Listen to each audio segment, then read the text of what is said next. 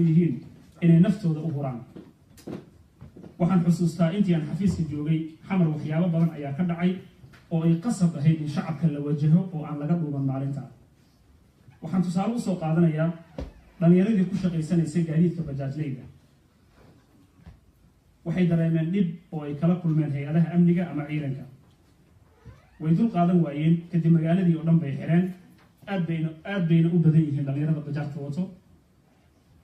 bal qiyaas dhalinyaro 3,000 kor u dhaafaysa caraysan dhib loo geystay maalintaana qof ka dhintay marka ay soo baxaan oo ay caroodaan magaaladuna ay gaarto in magaalada oo dhan wada xiranto.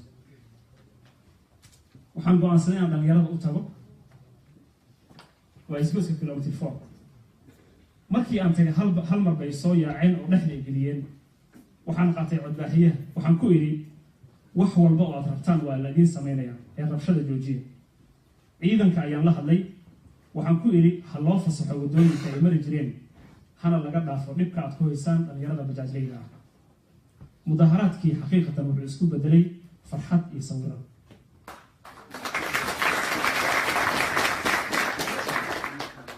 habeenkii ayaa waxaa isoo wacay nin wasiir oo aan saaxiib nahay.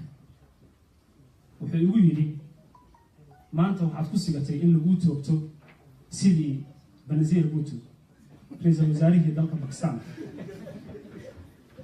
ee sanadkii 2007 la toogtay iyadoo shacabka ku dhex jirtay.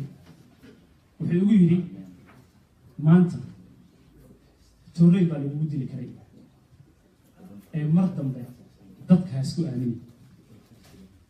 waxaan ku idhi geeridu waqti bay leedahay, laakiin waxaa muhiim ah in dadka aad u adeegaysid ay dareemaan inay haystaan madax diyaar u ah inay u dhimato.